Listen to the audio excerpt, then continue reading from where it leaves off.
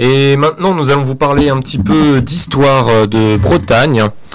C'est Sébastien qui va vous en parler. Donc, comme d'habitude, je vais vous situer un petit peu le contexte. Alors, pour le contexte, nous sommes en l'an 500. Ce qu'on appellerait aujourd'hui l'Angleterre est peuplée par les Bretons d'aujourd'hui. Elle s'appelle à l'époque la Petite Bretagne, on va dire. Elle subit des invasions des Angles et des Saxons, et dans cette Angleterre d'aujourd'hui, la résistance s'organise autour d'un chef très connu et qui a fait l'objet de nombreuses légendes, le chef Arthur. Et là, Sébastien va reprendre le cours et il va nous parler donc un petit peu de la légende d'Arthur et des premières émigrations bretonnes qui ont conduit le peuple breton qui occupait ce qu'on appelle aujourd'hui l'Angleterre à venir s'installer en Bretagne, là où nous sommes aujourd'hui. On est bien loin des fées et de Merlin, mais le fait, lui, est là. En l'an 500, face aux hordes saxonnes, tous les chefs bretons se rangent derrière les unités de police du fameux Arthur. Et il enchaîne les victoires, jusqu'à son triomphe de l'année 517, quand il écrase la coalition des Saxons et des tribus du Kent à la bataille du Mont Badon. C'est la dernière victoire des Bretons. Trop belle, trop glorieuse pour ne pas tourner la tête d'Arthur. Après cet exploit, il se prend pour Alexandre le Grand et, au lieu de fortifier ses positions, il part étaler son génie stratégique sur le continent où il apporte son aide aux derniers défenseurs de l'Empire submergés par les Francs. Malgré de beaux combats, la partie est perdue d'avance et, quand il regagne son île, 10 ans plus tard, c'est un autre qui occupe sa place. Il s'appelle Medrawt et prétend se charger lui-même de faire régner l'ordre en Bretagne. C'est l'affrontement fatal. À Camlann, les deux rivaux s'entretuent. Dans la déroute universelle, tous les petits chefs régionaux se rabattent alors sur leurs fiefs locaux où, les uns après les autres, les Saxons les anéantissent.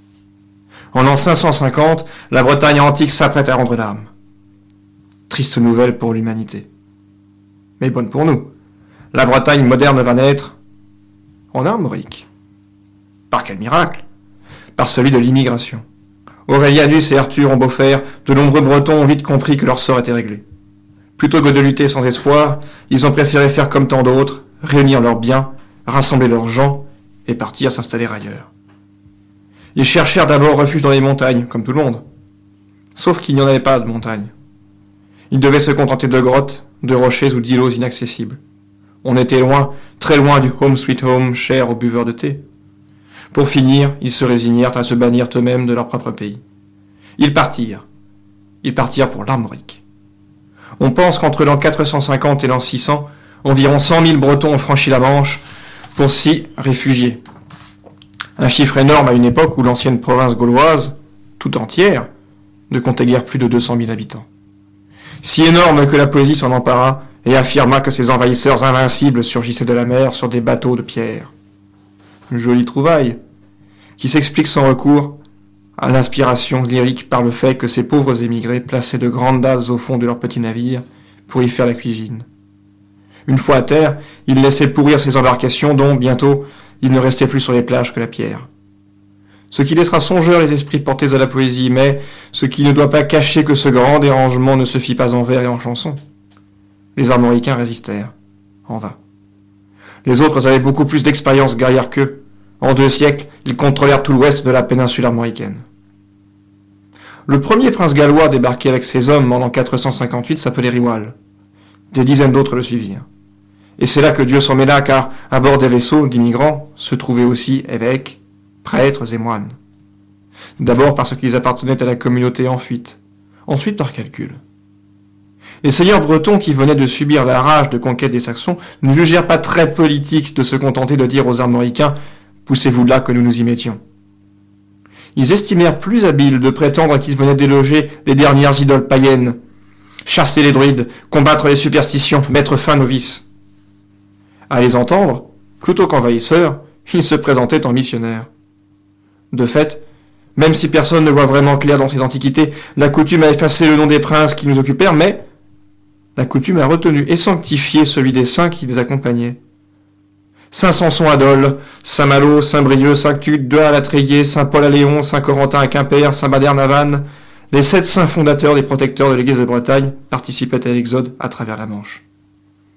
Autant chefs de clan que patriarches religieux, ils se taillèrent des fiefs à grands coups d'épée, de bénédictions et de miracles apocryphes. Autour de l'an 500, l'Église en Bretagne portait l'armure. Et comme l'Esprit Saint guidait les pas de ces conquistadors, leur invasion réussit à merveille. La Cornouaille bretonne emprunta son nom à celle d'Outre-Manche et, au nord, un royaume s'installa, baptisé Donnonay, du nom de l'ancienne Devon, de l'actuelle Devon. Le latin disparut, le breton s'établit à l'ouest d'une ligne Vannes-Saint-Brieuc. Ce fut brutal, et les envahisseurs n'en demandèrent l'avis de personne, mais ce fut très efficace. En 579, quand les Bretons de Warrock s'emparèrent de Vannes et constituèrent le troisième royaume breton d'Armorique, notre monde avait changé. La Bretagne antique était morte, et la nôtre était née, dans le plus grand désordre et dans la plus grande diversité. Heureusement pour nous, les Francs veillaient.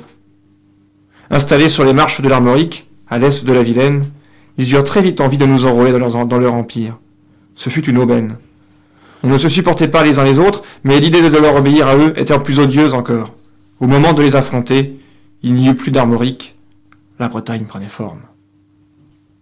Et voilà, c'était Gilles Martin Chauffier, liste le roman de la Bretagne.